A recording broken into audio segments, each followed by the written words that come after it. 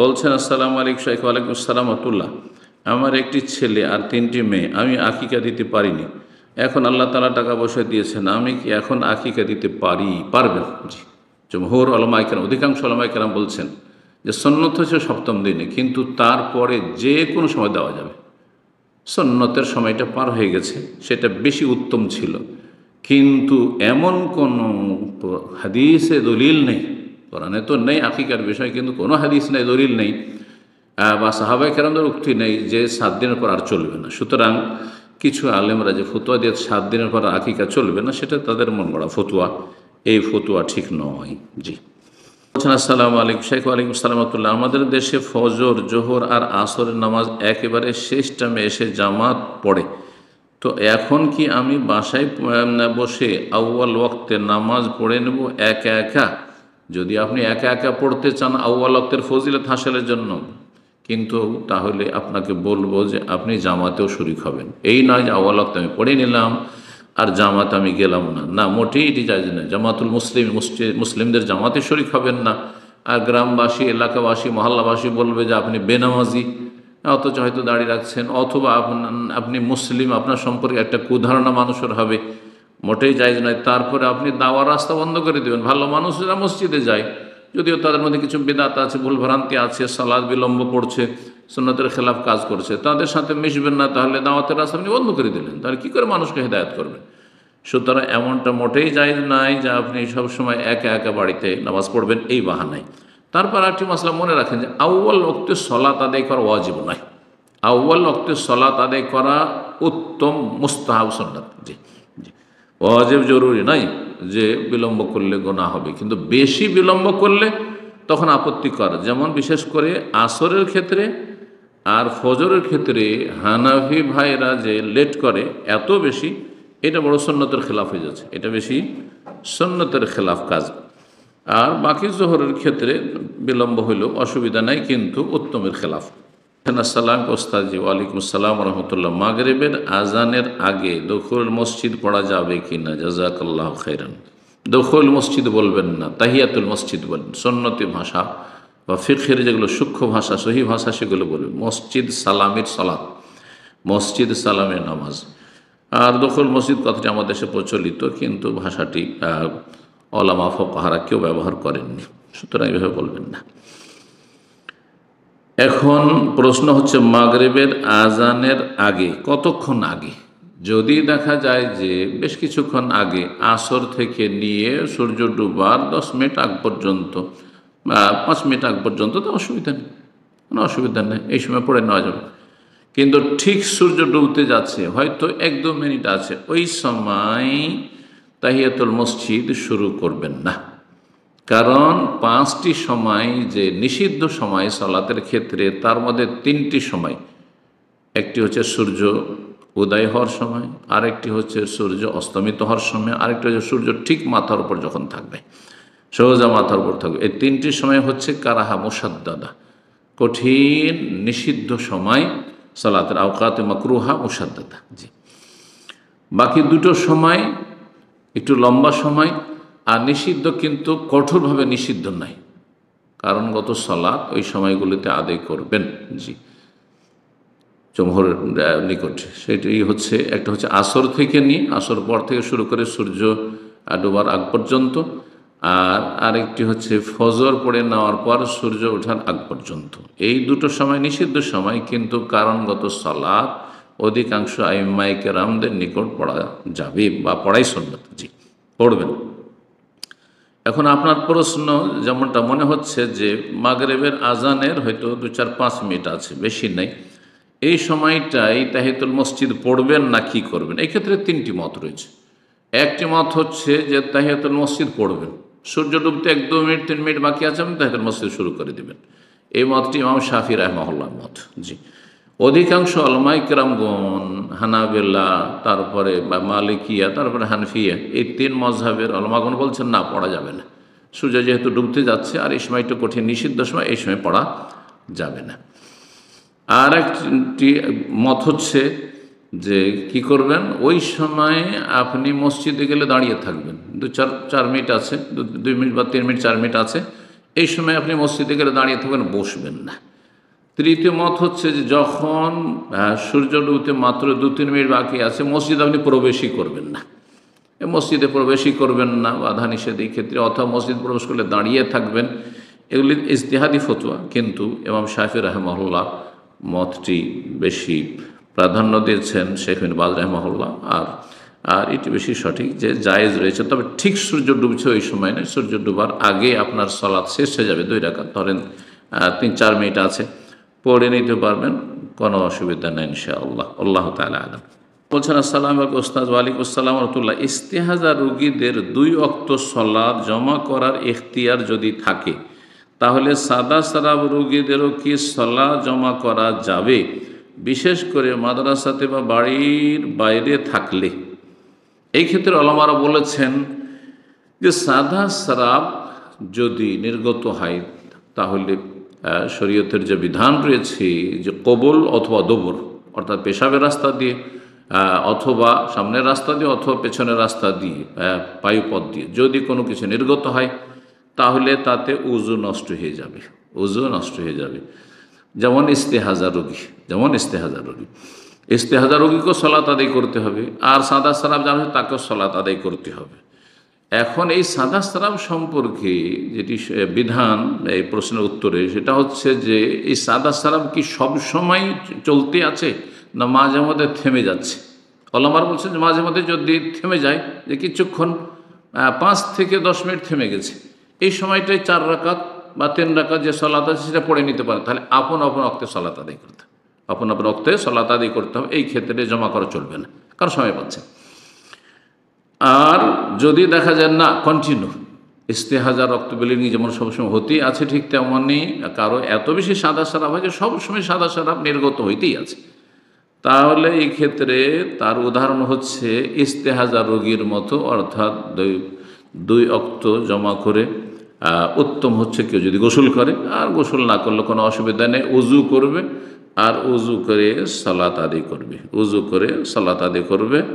2 ওয়াক্ত জমা করা জায়েজ, আর প্রত্যেক ওয়াক্তে যদি সালাত আদায় করে এটা তার চাইতে উত্তম। কিন্তু তাতাওয়াদ্দা লিকুল্লি সালাত, যেমন হাদিসে রয়েছে, প্রত্যেক সালাতে যেন উযু করতে হবে। সালাতের সময় যখন শুরু হবে তখন উযু করবে, উযু করে সেই সালাতটি আদায় করে নেবে।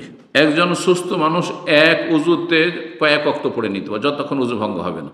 কিন্তু যার নাপাকি স্থায়ী, হাদাস দাইম, ইস্তেহাজা রোগী, সাদা সারাব হচ্ছে এইরকমই, যার সবসময় পেশাব পড়তে আছে, নাপাকি সবসময় নাপাক হয়েই থাকছে, পাক হইতে পারেন না, খুব বেশি বায়ু নির্গত হচ্ছে, যাদের গ্যাসের খুব বেশি প্রবণ রয়েছে, তাদের ক্ষেত্রে বলা হয়েছে সবসময় যদি থাকে তাহলে প্রত্যেক ওয়াক্তের জন্য উযু করবে আর সালাত আদায় করবে। প্রত্যেক ওয়াক্তে সালাত আদায় করা বেশি উত্তম, আর 2 ওয়াক্ত যদি জমা করে তাহলে সেটি জায়েজ। আল্লাহ তাআলা আলাম।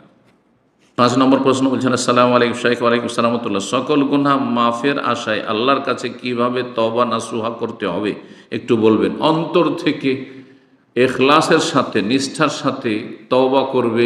অন্তরের ফিরে যাওয়া হচ্ছে আসল তওবা, আর তারপরে তওবার ইস্তেগফারের বাক্যগুলি জিকির হিসাবে পাঠ করবে। আস্তাগফিরুল্লাহ ওয়া আতুবু ইলাইহি, আস্তাগফিরুল্লাহাল্লাযী লা ইলাহা ইল্লা হুয়াল হাইয়ুল কাইয়্যুম ওয়া আতুবু ইলাইহি। কিন্তু আসল তওবা হচ্ছে অন্তরের তওবা। অন্তর যতক্ষণ পর্যন্ত পাপ থেকে নেকির দিকে না ফিরবে, শয়তানের দিক থেকে আল্লাহর দিকে না ফিরবে, ততক্ষণ পর্যন্ত তওবা যদি লক্ষ লক্ষবার কেউ পাঠ করে কোনো কাজ হবে না। তওবা পাঠ করা হচ্ছে উপকারী মানুষের জন্য, কখন? যখন অন্তর আল্লাহর দিকে ফিরে গেছে। জি, সেই জন্য জিকিরের অবশ্য গুরুত্ব রয়েছে, কিন্তু সবচেয়ে বেশি গুরুত্বপূর্ণ বিষয় হচ্ছে অন্তর আল্লাহর দিকে ধাবিত হওয়া এবং গুনাহ থেকে ফিরে চলে আসা, অন্তরে প্রতিজ্ঞা করা। গুনাহ বন্ধ করতে হবে তওবার জন্য প্রথম শর্ত, তারপরে গুনাহর ওপর অনুতপ্ত লজ্জিত হইতে হবে দ্বিতীয় শর্ত, তৃতীয় শর্ত হচ্ছে আগামীর জন্য প্রতিজ্ঞা করতে হবে যে আর আমি কোনোদিন এই গুনাহ করব না, আর তার উপর অবিচল অটল থাকতে হবে। এই নয় যে ঢিলা ফসকা তওবা আর তারপরে একটুতেই পদস্খলন ঘটলো আর তারপরে আবার গোনা করতে শুরু, বারবার গোনা করছে, এমনটা যেন না হয়, এটি ঈমানের দুর্বলতার পরিচয় বহন করে। তারপরে জিজ্ঞেস করছেন তওবার নামাজ আদায় করে তারপর দুয়া ও মোনাজাতের মাধ্যমে তওবা করতে হবে, সেটা করলে ভালো সুন্নাত। কেউ যদি সলাতুত তওবা পড়ে, হাদিস দ্বারা প্রমাণিত, জি আবু দাউদের হাদিস এবং আল্লাহু আলাম হাদিসটিকে সহিহ বলেছেন, আবু বকর সিদ্দিক রাদিয়াল্লাহু তাআলা বর্ণিত হাদিস রয়েছে যে মা মিন আবদিন ইউযনিবু যামবান, কোনো বান্দা যদি কোনো গুনাহ করে তাহলে সেই ব্যক্তি ভালো করে উযু করুক আর তারপরে 2 রাকাত সালাত আদায় করুক আর আল্লাহ রাব্বের কাছে তওবা করুক, আল্লাহ রাব্বুল তার তওবা কবুল করবেন। এটি হচ্ছে সহায়ক, তওবার জন্য সহায়ক, এবং তওবার কোয়ালিটি যাতে করে সুন্দর হয় সেজন্য 2 রাকাত সালাত যদি তওবার জন্য, যেই গুনাহটি দেখছেন যে এই গুনাহটি কাবিরা গুনাহ আমার হয়েছে, তাহলে সালাতুত তওবা পড়েন, এটি হচ্ছে মুস্তাহাব। আর তারপরে আপনি দোয়া করেন সালাতের ভিতরে, সালাতের বাইরে। আল্লাহ তাআলা যেন আমাদের সবাইকে তায়েবিন হিসাবে, তওবাকারী হিসাবে কবুল করেন। আসসালামু আলাইকুম শেখ। ওয়ালাইকুম আসসালাম ওয়া রাহমাতুল্লাহ।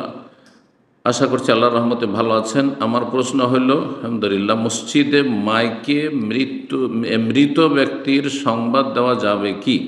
মৃত্যু ব্যক্তি নয়, মৃত ব্যক্তির সংবাদ দেওয়া যাবে কি? এই ক্ষেত্রে একদল বলছেন যে মোটেই যাবে না, কোনো রকম মাইক ব্যবহার করে বলাও যাবে না যে অমুক মারা গেছে, এতটার সময় জানাজা হবে, এইটাও বলা যাবে না। আরেক দল বলছেন যে যদি এতটুকু হয় যে মৃত ব্যক্তির মাইয়েতের উপকার করতে চান, যে লোক সংখ্যা একটু বাড়বে, জানাজানি হবে, মানুষ জানবে, আর এটাই জানাবার আপনার কাছে উপায়, অন্য উপায়ে জানানোটা কষ্টকর, বাড়ি বাড়ি গিয়ে গোটা গ্রামে বলা এটা কষ্টকর হয়তো। সুতরাং মাইকে শুধু বললেন যে অমুক ব্যক্তি ইন্তেকাল করেছেন, এতটার সময় জানাজা হবে, আর তাতে হলো কি, জানাজায় মুসল্লির সংখ্যা বৃদ্ধি পেল, এতে একজন মাইয়েতের উপকার করলেন, হ্যাঁ, সেটা জায়েজ। এটি দ্বিতীয় মত। এই ক্ষেত্রে বড় ইখতিলাফ আহলে হাদিস ওলামাদের মধ্যে চলছে ভারত বাংলাদেশে। সুতরাং এই ক্ষেত্রে পরামর্শ দেব যে সতর্কতামূলক মাইক ব্যবহার না করাটাই উচিত, যাতে আপনার ইখতিলাফ আর দ্বন্দ্ব থেকে বেঁচে থাকতে পারেন আপোষে। অন্য কোনো বিকল্প রাস্তা খুঁজে নিতে পারেন। যারা বলছেন যে সীমিত আকারে শুধু মাইয়াতের উপকারের জন্য জায়েজ, তারা বলছেন কোনটি না জায়েজ নাই, সেটি হচ্ছে যে যদি মাইয়াত সম্পর্কে তার গুণগান, তার প্রশংসা, তার বিভিন্ন রকমের ভালো বৈশিষ্ট্য এগুলো বর্ণনা করেন, এমন ব্যক্তিত্ব ছিলেন, তার এই খেদমত ছিল, তিনি এই জনসেবা করেছেন, দেশের কল্যাণ করেছেন, এসব বলেন, তাহলে তখন হারাম সেটি। তাহলে সেটি হচ্ছে নাইল জাহিলিয়াতের যুগের হচ্ছে বিদআত এবং বদাচরণ, যে মক্কার আরব কাফেররা বা আরব মুশরিকরা করত। কিন্তু এমনিতে শুধু সালাতের ঘোষণা হলে জায়েজ। তারপরে বলবো যে সতর্কতামূলক ইখতিলাফের ঊর্ধ্বে থাকার চেষ্টা করবেন, অন্য মাধ্যম দিয়ে জানাবার চেষ্টা করবেন। আর একটি পরামর্শ দেব যে সবাই মুফতি না সেজে আহলে হাদিস ওলামাদেরকে এবং সাধারণ জনগণকে বলবো যে আমাদের কেন্দ্র রয়েছে, জমিয়ত আহলে হাদিস রয়েছে ভারত, বাংলাদেশ, পাকিস্তানে, আর জমিয়ত আহলে হাদিসের কেন্দ্র থেকে, হেড অফিস থেকে যে ওলামায়ে কেরাম, বিশিষ্ট ওলামায়ে কেরাম রয়েছেন, তারা ফতোয়া সেখান থেকে দেবেন। সেই ফতোয়া অনুযায়ী আহলে হাদিস ওলামায়ে কেরাম বা জনগণ আমল করার চেষ্টা করবেন, যাতে দ্বন্দ্ব, ইখতিলাফ আর কলহ মুক্ত থাকতে পারেন। দেখেন আমাদের জন্য এই ক্ষেত্রে দেখেন দেওবন্দি ওলামা, হানাফি যারা, তারা কিন্তু যার তার কাছ থেকে ফতোয়াকে ওইভাবে মানে অথেন্টিক মনে করেন না।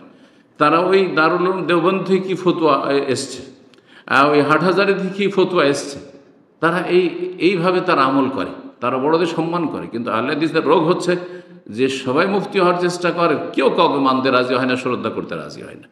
তো এই সব যে কলহ আর ফিতনা আর ফতোয়াবাজিতে বাঁচার একটি ভালো উপায়, এবং এটি আমি আমার পরামর্শ, এইরকম পদক্ষেপ নেওয়া উচিত আমাদের উলামায়ে কেরামদেরকে, যে আমাদের এইসব বিষয় আপোষে যেসব মাসলাগুলিতে ইখতিলাফ রয়েছে, সেখান থেকে সিদ্ধান্ত আসবে ফতোয়ার কেন্দ্র থেকে, জমিয়ত আহলে হাদিসে। আল্লাহ তৌফিক দান করুন।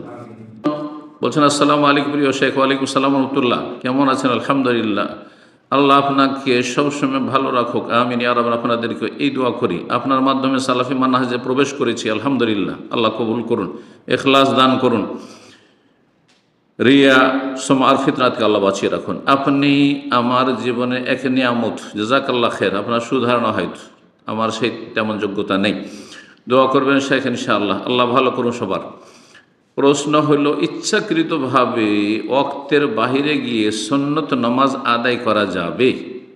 ইচ্ছাকৃতভাবে আপনি সুন্নত আদায় করতে পারবেন ওয়াক্তের ভিতরে, তারপরে আপনি পড়ছি করে পড়লেন না, ভুলেও যাননি, এমন না যে ভুলে গেছেন, ইচ্ছাকৃত বিলম্ব করে আপনি টাইম পার করে দিলেন আর তারপরে ওয়াক্ত পার হওয়ার পরে সুন্নত কাজা করবে, এটি জায়েজ নয়। অলমার বলছে এটি শরীয়ত সম্মত নয়। ধরেন জোহরের সুন্নাত, জোহরের আগের সুন্নাত বা পরের সুন্নাত, তখনই আদায় করে নেওয়ার চেষ্টা করবেন, তখনই আদায় করার চেষ্টা করবেন। যদি না হয় তাহলে কিছুক্ষণের মধ্যে জোহরের রক্ত থাকতে আদায় করে নেবেন। আর আপনি ইচ্ছা করে ছেড়ে দিলেন, অথচ আপনি সময় পেয়েছেন, মনেও আছে, আসর পরে আদায় করুন না, এটা জায়েজ নয়, এটা শরীয়ত সম্মত নয়। মাগরিবের সুন্নাতে রেখে দিলেন, মাগরিব এশার মাঝখানে 1-1.5 ঘন্টা 2 ঘন্টা সময় পেয়েছেন, না আদায় করলেন না, আপনি এশা পরে আদায় করছেন না, আল্লাহর বলছে এটি শরীয়ত সম্মত নয়। বলছেন শাইখুল ইসলাম রহমতুল্লাহ, ইউশরাউ কাদা ইযা কানা তাখির লিউযরিন, যদি কোনো কারণবশত ভুলে গেছেন, ব্যস্ত ছিলেন, কাজকর্ম ছিল, হ্যাঁ, অথবা লোকজন কথা বলতে লেগেছিল, দার্স দিতে লেগেছে, আমরা যেমন করি দার্স দিতে লাগলো, সালাম ফেরার পরে সুন্নত পড়তে পারলাম না, এগুলি হচ্ছে ওজর। ওজরের কারণে যদি বিলম্ব হয় আর ওয়াক্ত পার হয়ে গেছে, তাহলে কাজা করা শরীয়ত সম্মত। ফালাউকানা বেদন, যদি ওজর ছাড়া হয়, বিনা ওজর এমনিতে ছেড়ে দিয়েছেন আর তারপরে সময় পার হয়ে চলে গেছে, তাহলে লা ইউশরা, শরীয়ত সম্মত নয়, বরং সুন্নতের খেলাফ, বিদআতি কাজ হবে। জি, করবেন না এরকমটা। প্রশ্ন করেছেন, আসসালামু আলাইকুম শাইখ। ওয়ালাইকুম আসসালাম রহমতুল্লাহ। এই ভাই প্রশ্ন করেছেন কোরিয়া থেকে। শাইখ কেমন আছেন? আলহামদুলিল্লাহ। শাইখ, আমি আমার বাবা মাকে হজ করতে টাকা দিয়েছিলাম, টাকার বিনিময়ে কোনো কিছু চাই নাই, কিন্তু বাবা আমাকে না বলেই 2 কাঠা জমি লিখে দিয়েছেন। এই জমি কি আমার ঠিক হবে? হ্যাঁ, না ভাই বোনকে মনের অজান্তে বাবা ঠকিয়েছে? না, মোটেই ঠকায়নি। মানুষ বেঁচে থাকতে নিজের ধন সম্পদ, বাবা মা যে কোনো কিছু করতে পারে, খরচ করে দিতে পারে, হজ উমরা করতে পারে, দান সদকা করে দিতে পারে, কোনো অসুবিধা নেই। তবে সবটাই করবেন না, যাতে করে ছেলে মেয়েরা একেবারে বঞ্চিত না হয়ে যায়। কিন্তু কারো যদি ঈমান মজবুত থাকে আর ওরা নিয়ত খারাপ না থাকে, অসৎ নিয়ত না থাকে যে আমি ছেলে মেয়েকে অসন্তুষ্ট হয়ে তাদেরকে বঞ্চিত করবো, কিছু দেবো না, সেই জন্য আমি দান খেরাত করছি, বরং আল্লাহ সন্তুষ্টির জন্য করছি, যেমন আবু বকর সিদ্দিক রাদিয়াল্লাহু তাআলা করেছেন, পুরো ধন সম্পদ নিয়ে এসে দিয়েছেন, ওমর রাদিয়াল্লাহু অর্ধেক ধন সম্পদ দিয়েছেন, জায়েজ রয়েছে, বিশেষ করে সুস্থ অবস্থায়। কিন্তু যখন মৃত্যু শয্যায় থাকবে, মরমর অবস্থা, তখন ওরা আমার বলছে এই সময় না করা উচিত, কারণ ওই সময় খুব আশঙ্কা রয়েছে যে হয়তো ছেলে মেয়েদের অসন্তুষ্ট, সেই জন্য দেব না, এদেরকে দান খায়রাত করে দিই। তো ওই সময়টা ওলামারা নিষেধ করেছেন। কিন্তু এইরকম ক্ষেত্রে হজ আসলে বাবা মা করবে নিজের পয়সা দিয়ে, নিজের পয়সা দিয়ে। এই নয় যে ছেলে, আমাদের দেশের সমাজ হচ্ছে কেমন যে ছেলে মেয়ে মনে করে যে আমার হজের চাইতে গুরুত্বপূর্ণ হচ্ছে আমার বাপকে হজ করানো, আমার মাকে হজ করানো। এটি জেহালত আসলে দিন সম্পর্কে কোনো জ্ঞান নেই এদের। বরং বাবা মাকে হজ করানো সুন্নত কাজ, মুস্তাহাব কাজ, করলে ভালো, নাকি নফল কাজ, সুন্নত বলবো না, নফল কাজ, অতিরিক্ত কাজ। আপনার টাকা পয়সা যদি থাকে বাইতুল্লাহ পর্যন্ত পৌঁছার, আপনার বয়স হচ্ছে এখন 15 বছর, তাহলে আপনার ফরজ, আপনার বাবার কিছু নেই, তাহলে আপনার বাবা মায়ের ফরজ নয়। আল্লাহ যেন সঠিক বুঝ দান করেন। এখন বাবা মাকে হজ করিয়েছেন, খুব ভালো কাজ করিয়েছেন। আর আপনিও যদি হজ না করে থাকেন অবশ্যই হজ করেন, কারণ বাবা মায়ের আগে আপনার ফরজ ছিল। আর যদি আপনিও করে থাকেন তাই তো আলহামদুলিল্লাহ, ঠিক কাজ করেছেন। জমি আপনাকে যে লিখে দিয়েছেন, এতে আপনার ভাই বোনদের হক নষ্ট করা হয়নি বা তাদেরকে ঠকানো হয়নি, বরং সঠিক কাজ করেছে। আমি আমার পয়সা দিয়ে হজ করবো, সুতরাং যে ছেলে আমাকে পয়সা দিয়েছে তাকে আমি জমি লিখে দিয়ে দেবো। খুব ভালো কাজ করেছেন, কোনো অসুবিধা নেই। বারাকাল্লাহু ফিকুম। আসসালামু আলাইকুম শাইখ। ওয়ালাইকুম আসসালাম রাহমাতুল্লাহ। আমি আপনার একটা বক্তব্যতে শুনেছি, স্বামী বউকে যদি বলে তুমি তোমার বাপের বাড়িতে চলে যাও তাহলে তালাক হয়। আরবরা তালাকের উদ্দেশ্যে এই কথা বলতো আর তা তালাক হিসাবে গণ্য হতো। এখন বাংলাদেশেও কি এই কথা স্বামী তালাকের নিয়ত ছাড়া বউকে বললে তা তালাক হিসাবে গণ্য হবে? দয়া করে জানান শেখ, আমি চিন্তায় শেষ। শেখ চিন্তায় শেষ বলছেন, দয়া করে আমাকে উত্তরটা দিবেন শেখ, আল্লাহ ভালো করুন আপনাদের। যদি কেউ বলে যে তুমি তোমার বাড়ি চলে, ইল হাকিবে আহলেকি, স্ত্রীকে বলছে যে তুমি তোমার পরিবারের কাছে চলে যাও, বাড়িতে চলে যাও, তাহলে এটি তালাকে সারিহ নয়, মানে স্পষ্ট ভাষায় তালাক নয় যে তোমাকে ছেড়ে দিলাম, তোমাকে তালাক দিয়ে দিলাম, হ্যাঁ, এইরকম নয়। এটাকে বলা হয় তালাকে কেনাই, মানে ইশারা ইঙ্গিতে তালাক। তালাকের ইঙ্গিত বহন করে কিন্তু নিশ্চিত না। এই ক্ষেত্রে ওলামারা বলেছেন কথা যদি স্পষ্ট না হয়, অস্পষ্ট হয় যে তুমি তোমার বাবার বাড়ি চলে যাও, তাহলে সেখানে নিয়ত কি ছিল জিজ্ঞাসা করা হবে ব্যক্তির, বলনেওয়ালার। সে যদি নিয়ত করে থেকে বলে যে আমি নিয়ত করেছিলাম, আর সত্য কথা বলবে, না হলে সে হারাম জীবন যাপন করবে। আমি নিয়ত করেছিলাম এই এই এই কথা বলে যে তুমি তোমার বাবার বাড়ি চলে যাও মানে তোমাকে তালাক, তাহলে এক তালাক হয়ে যাবে, তাহলে তালাক হয়ে যাবে। আর যদি সে বলে না আমার নিয়ত ছিল না, সে আমি রাগ করে বলেছি তুমি তোমার বাবার বাড়ি চলে যাও, আমি আমার বাড়ি থাকবো, হ্যাঁ, তাহলে তাতে তালাক হবে না। তালাকে কেনা ইশারা ইঙ্গিতে তোমার সাথে আর কোনো সম্পর্ক নাই, এতেও তালাক হবে না যদি নিয়ত না করে। কিন্তু নিয়ত যদি করে তো তালাক হয়ে যাবে, নিয়ত করলে তালাক হয়ে যাবে। কিন্তু ছেড়ে দেওয়া আর তালাক একই কথায়, আমি ছেড়ে দিলাম তোমাকে, তাহলে তালাক হয়ে যাবে। জি, একটি তালাক হবে, একসাথে 3 তালাক হয় না। আসসালামু আলাইকুম শাইখ। ওয়ালাইকুম আসসালাম ও রহমতুল্লাহ। বলছেন নিজের নাফসের উপর কিভাবে বিরোধিতা করব? অনেক সময় অন্যায়, অশ্লীল, খারাপ, পাপ কাজ করার জন্য কুমন্ত্রণা দিতে থাকি।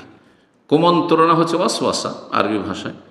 ওয়াসওয়াসা সম্পর্কে আল্লাহ বলেছেন যদি মনে পাপের কথা জেগে উঠে তাহলে ওয়াইম্মায়ান জাগান্নাকা মিনান শাইতান নাজগুন ফাস্তাইজ বিল্লাহ, যদি শয়তানের পক্ষ থেকে অন্তরে কোনো ওয়াসওয়াসা পাপের কথা উদ্রেক হয় তাহলে আল্লাহর কাছে আশ্রয় কামনা করো, আউযু বিল্লাহি মিনাশ শয়তান, অন্তর থেকে পড়েন, অন্তর থেকে জবানে উচ্চারণ করেন, এটা করেন। আত্মপর্যালোচনা করেন, নিজের হিসাব নিকাশ করেন। জি, বেশি বেশি জিকির আজকার করেন, বেশি বেশি জিকির আজকার করেন, তাহলে শয়তানের খেয়াল কমে আসবে, আল্লাহ অভিমুখী হতে পারবেন। আখিরাতমুখী হন, পরকালকে বেশি বেশি স্মরণ করুন, মরণকে বেশি বেশি স্মরণ করুন, এগুলি হচ্ছে উপায়। ইমাম ইবনুল কাইয়িম রাহিমাহুল্লাহ বলেছেন যে পাপের বা খারাপ ওয়াসওয়াসা মনে আসছে, পাপের কথা বারবার করে জাগছে, পাপের প্রবণতা মনের মধ্যে আসছে, যদি এইরকমটা হয় তো এটা থেকে মুক্তি লাভে তিনি 4টি স্তর বর্ণনা করেছেন। এই 4টি স্তরের কথা তিনি নিয়েছেন সূরা আসর থেকে। সূরা আসর থেকে প্রথমটি হচ্ছে যে আপনি উপকারী দিনের জ্ঞান অর্জন করেন, কোরআন এবং হাদিসে বেশি বেশি এলম হাসিল করেন, কারণ এলম হচ্ছে আপনার জন্য রিচার্জ, ইমান তাজা করবে। এলমি দর্শে, কোরআন হাদিসের দর্শে বসুন, সেটা সরাসরি হোক অথবা অনলাইনে হোক, এলেম শিখুন, আপনি এলেম বাড়ান। 2 নম্বর হচ্ছে আপনি আমল বাড়ান, বেশি বেশি নেক আমল করেন আপনি। 3 নম্বর হচ্ছে যে এলেম আমলের জন্য মানুষকে দাওয়াত দেন, আহ্বান করেন যে এলেম শিখো, আমল করো তোমরাও, এভাবে দাওয়াতি কাজ করেন। যে দাওয়াতি কাজ করবে তার থেকে শয়তান দূরে থাকবে, শয়তান দূরে থাকবে। ওমর রাদিয়াল্লাহু তাআলা আনহুকে দেখলে শয়তান কেন অন্য রাস্তা ধরে নিত। জি, যে যত বেশি দিনের কাজ করবে, এলেম শিখবে, আমল করবে, দাওয়াত দিবে, তার থেকে শয়তান এবং পাপ অনেক দূরে থাকবে, পাপ থেকে সে বেশি থাকতে পারবে। আর যে ব্যক্তি সাইলেন্ট থাকবে তাকে শয়তান দাওয়াত দেবে, তাকে বাতিলপন্থীরা দাওয়াত দিয়ে থাকে। সুতরাং এই 3 নম্বর কাজ হচ্ছে দাওয়াত দেওয়া। 4 নম্বর কাজ হচ্ছে সবর করা, অথবা সবিস সবরে, দিনের উপর অটলতা, অবিচল থাকে, ধৈর্য ধারণ করা। গুনার কথা আসছে, ধৈর্য ধারণ করেন, সবর করেন আপনি।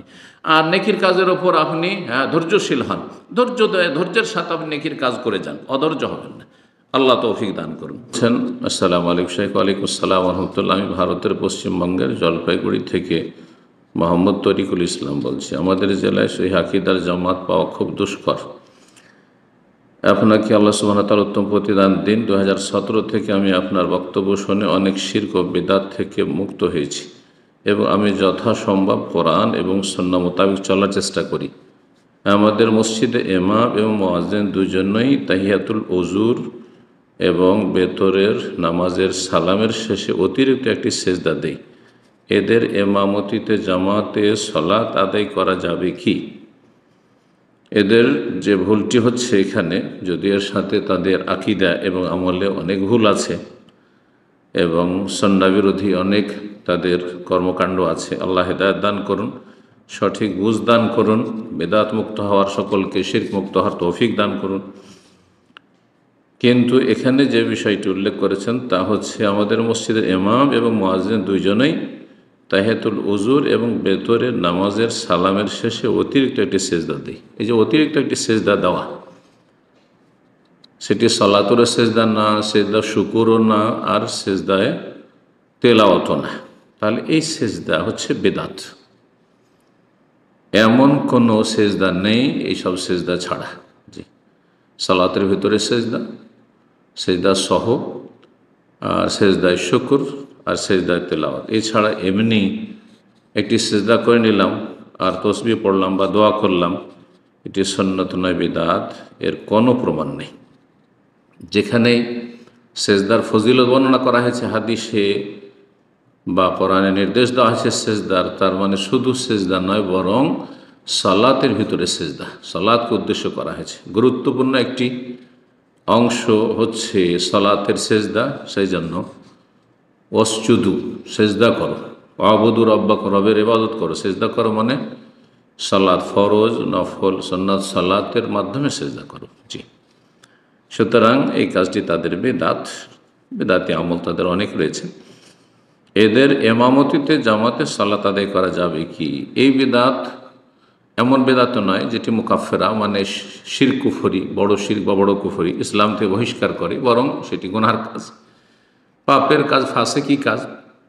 সুতরাং অন্যান্য পাপীদের পেছনে ইক্তেদা করে সালাত হবে, ঠিক ওই রকমই এই রকম ধরনের যাদের বেদাতে গায়ের মুকাফফারা, যাদের আকীদা আমলে কিছু বেদাত রয়েছে কিন্তু সেগুলি বড় কুফরি, বড় শিরক পর্যন্ত পৌঁছে না, বরং সেগুলি হচ্ছে গুনহার কাজ, সেগুলি থাকলে সেই ব্যক্তি গুনাহগার। আর গুনাহগারের পিছনে সালাত জায়েজ বা তার এমামতি জায়েজ, তার ইক্তেদা করা জায়েজ। তবে যদি কোনো ফিতনা ফাসাদ ছাড়া তার বিকল্প, উত্তম বিকল্প কাউকে নিয়ে আসা যায় এবং সে এমামতি করে, তাহলে এটা সবচাইতে ভালো। কিন্তু সেখানে যেহেতু আপনার চলছে না, সুতরাং আপত্তিকর হলেও, অপছন্দনীয় হইলেও সেখানে তার ইক্তেদা করে সালাত আদায় করতে হবে, বিচ্ছিন্নতা জায়েজ নয়। বলছেন, আসসালামু আলাইকুম শেখ। ওয়ালাইকুম সালাম রহমতুল্লাহ। আমার প্রশ্ন হলো, এশার সালাতের পর 4 রাকাত নফল সালাত মাঝখানে কোনো সালাম ফেরানো ব্যতীত পড়লে কদরের রাতের সওয়াব লাভ করবে, এই আমল সম্পর্কে জানতে চাই। আমল করা যাবে কি জানাবেন ইনশাআল্লাহ, জাযাকাল্লাহু খাইরান। এ সম্পর্কে ওলামারা খুব বিস্তারিত লিখেছেন। প্রথম কথা, এশা পরে 4 রাকাত পড়া নবী সাল্লাল্লাহু আলাইহি ওয়াসাল্লাম থেকে সহিহ হাদিস দ্বারা প্রমাণিত। হাদিস একটি সহিহ বুখারীতে রয়েছে 117 নম্বর, আবু দাউদে রয়েছে, আবু দাউদের হাদিসটিও মোটামুটি সহিহ বা হাসান। সুতরাং বিভিন্ন সহিহ হাদিস দ্বারা 4 রাকাত পড়া প্রমাণিত। কিন্তু এই 4 রাকাত সুন্নতে রাতে বা এশার, নাকি 4 রাকাত তাহাজ্জুদের কিয়ামুল লাইলের একটা অংশ? কারণ কিয়ামুল লাইল এশা পর থেকে শুরু করে ফজর আজান পর্যন্ত লম্বা সময় রয়েছে, যে কোনো সময় পড়তে পারেন। এটা কি? হানাফি মজহাবের ফতোয়া হলো যে এটি হচ্ছে এশার পরে সুন্নতে রাতে বা, যেটাকে তারা সুন্নতে মুআক্কাদা বলে, তা ভুল বলে ভাষা, সুন্নতে রাতে বা বাদিয়া, মানে এশার পরের সুন্নতে রাতে বা। এই জন্য হানাফিরা এশা পরে কয় রাকাত পড়ে? 4 রাকাত পড়ে। জি, এটাকে সুন্নতে রাতে মনে করে। সেটা বাড়িতে পড়লে বেশি উত্তম। নবী সাল্লাল্লাহু আলাইহি ওয়াসাল্লাম বাড়িতে পড়েছেন, মাইমুনা রাদিয়াল্লাহু তাআলা বাড়িতে, ইবনে আব্বাস রাদিয়াল্লাহু তাআলা বর্ণনা করেছেন সহিহ বুখারীতে। তো এই বিষয়টি প্রমাণিত। বাকি সমস্ত উলামা কেরাম, জুমহুর, হানাবিলা, শাওয়াফি, মালিকিয়া, এই 3 মযহাবের উলামা কেরাম, আহলুল হাদিস, তারা সবাই বলছেন যে এইটি কিয়ামুল লাইলের অন্তর্ভুক্ত, জুমলাতে কিয়ামুল লাইল। জি, আল্লামা ইবনে কুদামা রাহিমাহুল্লাহ এইটিকে তাতাউ নফল বলেছেন, রাতের নফল। রাতের নফল সালাত মানে তাহাজ্জুদের সালাত, আর এটাই বেশি ঠিক মনে হচ্ছে। বাকি থাকলো এর ফজিলত, যে 4 রাকাতের মধ্যে বসবে না, আর এইভাবে যদি 4 রাকাত কেউ পড়ে তাহলে কদর রাতের সওয়াব লাভ করবে।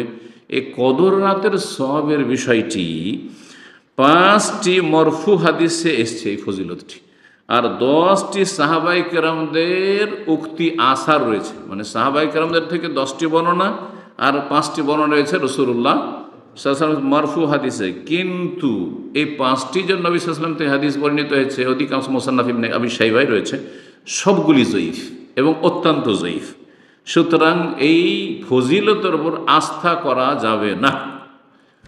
কেউ কেউ বলেছেন যে বেশ কিছু, যেহেতু 10 জন সাহাবায়ে কেরাম থেকে বর্ণিত, সুতরাং যেমন আলবানী বলছেন এর উপর আস্থা করা যেতে পারে। কিন্তু গবেষক অন্যান্য ওলামারা বলছেন যে এখানে খুব বেশি আশঙ্কা রয়েছে, সম্ভাবনা রয়েছে যে কাব আহবার, যিনি ইহুদি ছিলেন আর তারপর ইসলাম গ্রহণ করেছিলেন ওমর রাদিয়াল্লাহু জামানায়, আর তিনি ইসলামেরও ভালো একজন জ্ঞানী হয়েছিলেন। তো ইসলামের কথা বলতে গিয়ে ওই তাওরাত আর বাইবেলের কথা আর ওই ইসরায়েলি বর্ণনা তাতে ঢুকি একাকার করে দিতেন, যার ফলে তার মধ্যে অনেক এসব কিসসা কাহিনী আর ফজিলত এসব বর্ণনা এসেছে। তো এই বিষয়টি হয়তো সাহাবায়ে কেরামগণ কাবা ঘর থেকে নিয়েছেন, এই কথা অনেকেই আশঙ্কা করেছেন। সুতরাং এই ফজিলতের উপর আস্থা করা যাবে না, কারণ ফজিলত অসাধারণ। লাইলাতুল কদরের ফজিলত 4 রাকাত নামাজ পড়লে এসব পরে লাইলাতুল কদরের ফজিলত পাবে। তো এই যে বেশি ফজিলত, এটা একটা ইঙ্গিত বহন করে যে কথাটি আসলে সহি নাই। সুতরাং এই ফজিলতের উপর আমরা আস্থা করব না, কারণ এই মর্মে কোনো সহি বর্ণনা নেই। বাকি 4 রাকাত পড়তে পারেন, পড়বেন, সেটা কিয়ামুল লাইলের একটা অংশ।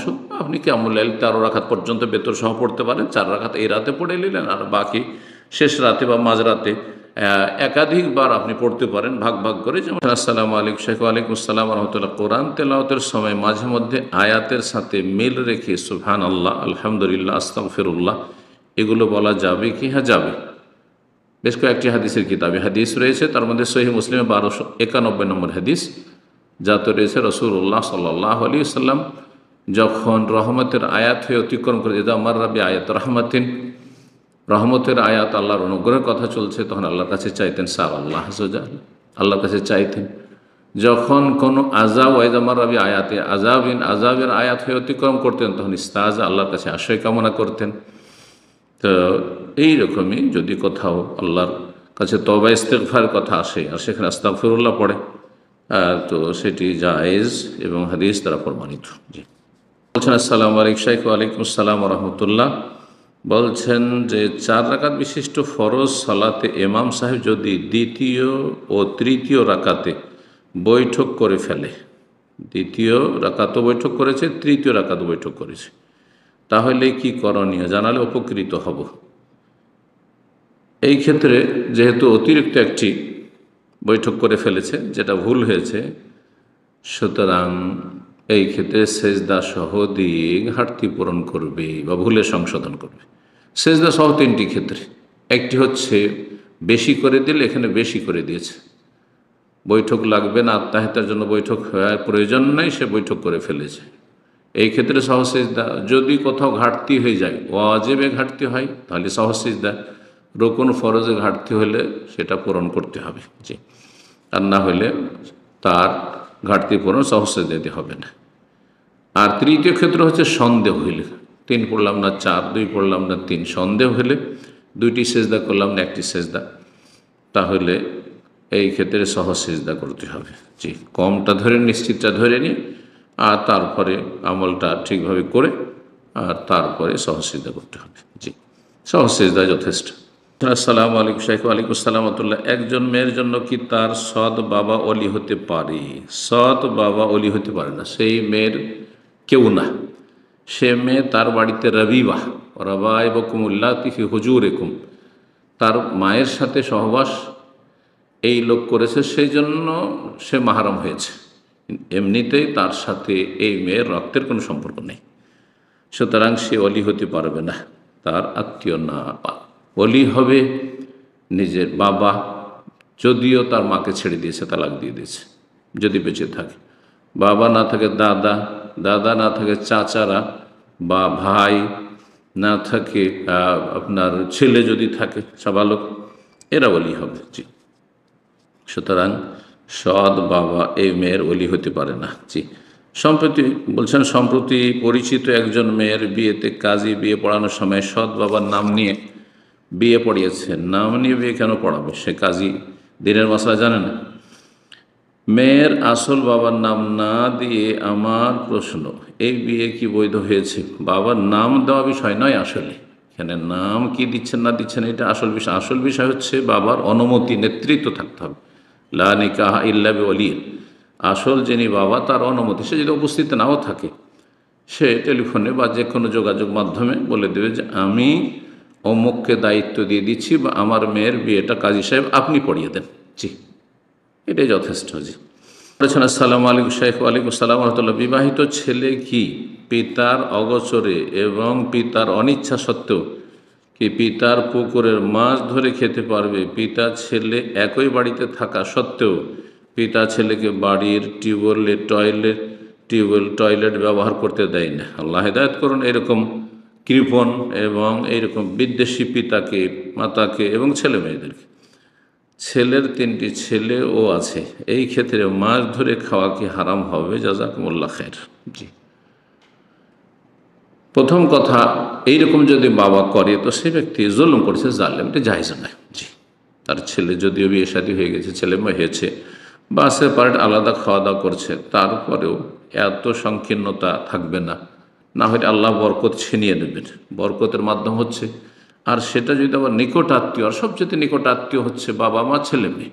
জি, সুতরাং বাবাকে বলবো, মাকে বলবো যে তারা যেন উদারতা নিয়ে আসে অন্তরে, আল্লাহ তাদের বারাকা দান করবেন। আর ছেলের একান্ত অভাবে যদি হয় আর প্রয়োজন হয়, তাহলে শরীয়তের দৃষ্টিতে বাবার কোনো কিছু নষ্ট না করে প্রয়োজন মোতাবেক কিছু খেতে পারবে বিনা অনুমতিতে। এই মর্মে কোরআনে কারীমের আয়াত একটি রয়েছে, সেই আয়াতটি ইংরেজি সূরা নূরের আয়াত নম্বর 61। আল্লাহ রাব্বুল সেখানে শুরু করেছে লাইসা আলাল আমা হারাজন, অন্ধ ব্যক্তির জন্য কোনো অসুবিধা নেই, আপত্তি নেই। তারপরে বিভিন্ন মানুষের কথা বলার পরে বাবা মা ইত্যাদি ছেলে মেয়ে, ওয়ালা আলা আনফুসিকুম, তোমাদের জন্য কোনো আপত্তি নেই, আনতা কুলু জামিয়ান আওয়াশতাতা, তোমরা সেটা একসাথে খাও অথবা আলাদা আলাদা খাও। যদি এমন হয় যে সামান্য কিছু হয়, সামান্য ধরেন 1-1 কিলো করে মাছ কখনো খেলো বাবা পুকুর থেকে, অসুবিধা নেই। কিন্তু 10 কিলো 20 কিলো মাছ খেয়ে নিল, অথবা কাউকে দিয়ে দিল, অথবা বিক্রি করে দিল, এটা জায়েজ হবে না। জি, আল্লাহ তাআলা আলাম। আসসালামু আলাইকুম শেখ। ওয়ালাইকুম আসসালাম ওয়া রাহমাতুল্লাহ। সলজুক সালতানাত কি সুন্নি ছিল আর এদের আকীদা কি সঠিক ছিল? এই প্রশ্ন করার কারণ হলো, আমি অনেক ইতিহাস পড়ি, কিন্তু ইতিহাস পড়ে বোঝা যায় না যে তাদের আকীদা কেমন ছিল। এদের সম্পর্কে আপনার জানা ফরজও না, সুন্নতও না, এমনকি নফলও না, কোনো প্রয়োজন নেই। অন্য লোকের আকীদা কি ছিল, যারা বিশেষ করে দুনিয়া থেকে চলে গেছে, আর তাদের কোনো লিখনীয় নেই, তাদের কোনো বক্তব্য নেই যেগুলি জাতিকে গুমরাহ করতে পারে, মানুষকে গুমরাহ করতে পারে, তাহলে তাদের সম্পর্কে জানার কোনো প্রয়োজন নেই। হ্যাঁ, যদি এমনটা হয় যে তারা দুনিয়া থেকে চলে গেছে কিন্তু তাদের কিছু লিখনী আছে যেগুলিতে গুমরাহি আছে, তাদের বক্তব্য আছে সেগুলিতে গুমরাহ হবে, তাহলে তখন তাদের আকীদা সম্পর্কে জানতে হবে এবং জাতিকে সতর্ক করতে হবে। আর যদি তারা বেঁচে থাকে আর তারা ইসলামের কোনো কথা বলে, তাহলে তাদের সম্পর্কে জানতে হবে, তাদের থেকে সতর্ক করতে হবে। আর এমনিতে যারা দুনিয়া থেকে চলে গেছে তাদের সম্পর্কে কোরআন কারীমের 2টি আয়াত রয়েছে, সূরা বাকারার 134 141। তিলকা উম্মাতুন কাদ খালাত, ও সমস্ত জাতি যারা চলে গেছে, অতিবাহিত হয়েছে, লাহা মা কাসাবাত, যা তারা ভালো করেছে তা তারা পেয়ে গেছে, ওয়ালাকুম মা কাসাব, তোমরা যা ভালো করছো বা করেছো তা তোমরা পেয়ে গেছো বা পেয়ে যাবে। ওয়ালা তুসআলুনা আম্মা কানু ইয়ামালুন, তারা কি করতো, তাদের আমল কেমন ছিল, আকীদা কেমন ছিল, এই সম্পর্কে তোমাদেরকে জিজ্ঞাসা করা হবে না। সুতরাং এই সালাহুদ্দিন আইয়ুবীর আকীদা কেমন ছিল, তো এই সলজুকিরা কেমন ছিল, তো মোগলরা কেমন ছিল, এইসব নিয়ে ব্যস্ত থাকা এগুলি ভালো কাজ নয়। আর এগুলি সময় নষ্ট করা, বরং নিজের চরকায় তেল দেন, নিজের চরকায় তেল দেন, নিজে ইলম শিখুন, নিজে আমল করুন, নিজের আকীদা, আখলাক, ইবাদত বন্দেগী ভালো করুন এবং হালাল রুজি তলাশ করুন, সময়ের মূল্যায়ন করুন। আল্লাহ হিদায়াত দান করুন। বলছেন আসসালামু আলাইকুম শেখ। ওয়ালাইকুম আসসালাম ওয়া রাহমাতুল্লাহ। কবরের পাশ দিয়ে যাওয়ার সময় সালাম দেওয়া জায়েজ কি? জায়েজ শুধু নয়, সুন্নাত। জি, যেমন মুসলিম জীবিতদেরকে সালাম দেওয়া সুন্নাত, তার পাশ দিয়ে অতিক্রম করলে, আর জবাব দেওয়া ওয়াজিব, ঠিক তেমনি মৃত মাইয়াত মুসলিম কবরস্থান দিয়ে অতিক্রম করছেন, বা একটি কবর আছে সেখান দিয়ে অতিক্রম করছেন, তাহলে সুন্নত হচ্ছে যে তাকে বা তাদেরকে সালাম দেবেন। জি, এই ক্ষেত্রে যদি সালামের সুন্নতি দোয়া মুখস্থ থাকে তাহলে সবচাইতে ভালো, আর না হলে শুধু বলবে আসসালামু আলাইকুম ওয়া রাহমাতুল্লাহি ওয়া বারাকাতুহু, যথেষ্ট, আপনি সুন্নত আদায় করে দিলেন। কিন্তু তারপরে জিজ্ঞেস করছেন, আর যদি জায়েজ হয় তাহলে কিভাবে দিতে হবে? হাদিস সহিহ মুসলিমের 1619 নম্বর হাদিসে রয়েছে, রাসূলুল্লাহ সাল্লাল্লাহু আলাইহি ওয়াসাল্লাম শিখিয়েছেন মা আয়েশা রাদিয়াল্লাহু তাআলা আনহাকে, তারপরে আর অন্যান্য সাহাবী থেকেও বর্ণিত হয়েছে, 2টো হাদিস সেখানে রয়েছে। আসসালামু আলাইকুম আহলাদ দিয়ার মিনাল মুমিনিনা ওয়াল মুসলিমিন ওয়া ইন্না ইনশাআল্লাহু বিকুম লাহিকুন নাসআলুল্লাহ লানা ওয়া লাকুমুল আফিয়া। আর অন্য আরেকটি হাদিসে 2-1টি বাড়তি শব্দ বা বাক্য রয়েছে। জি, যে কোনো একটি দিয়ে আপনি সালাম দিতে পারবেন কবরবাসীকে। তবে তিরমিজিতে যে হাদিসটি রয়েছে, আসসালামু আলাইকুম ইয়া আহলাল কুবুর ইয়াগফিরুল্লাহু লানা ওয়া লাকুম আনতুম সালাফুন ওয়া নাহনু বিল আসার, এই হাদিসটি আমাদের বিশেষ করে হানাফি সমাজে এটাই শুধু মুখস্থ করানো হয়। আর একসময় আহলে হাদিস সমাজে এইটাই মুখস্থ করতো মানুষ, আর এটা আমাদেরকে মুখস্থ করানো হয়েছিল। এই হাদিসটি জয়ীফ, এটি দুর্বল, সুতরাং সে আমলটি ঠিক নয়। জি, বলছেন আসসালামু আলাইকুম শাইখ। ওয়ালাইকুম সালাম রহমতুল্লাহ। আমি বন্ধের দিনে মাঝে মাঝে ক্রিকেট খেলি। আমার বন্ধুরা বাজি খেলে এখন বাজির টাকা দেব না আর জিতলে টাকা নেব না, তাহলে আমি কি তাদের সাথে খেলতে পারবো? জাকাল্লাহ খাই। তারা যদি এমনিতে সাধারণ খেলে আর অল্প সময়ের জন্য, সলাতের সময় নয়, দুই সলাতের মাঝখানে কিছুক্ষণ, 1-8 ঘন্টার মধ্যে সেই খেলা সীমিত থাকলো, 2-4-5 ঘন্টা নয় যে মাগরিব এশার সলাত চলে যাচ্ছে, কাজা হয়ে যাচ্ছে, তাহলে যে কোনো খেলা হারাম, যে কোনো খেলা হারাম সলাতের সময়। ইয়াসুদ্দাকুম আন যিকিরিল্লাহ ওয়া আনিস সালাহ, আল্লাহ বলছেন।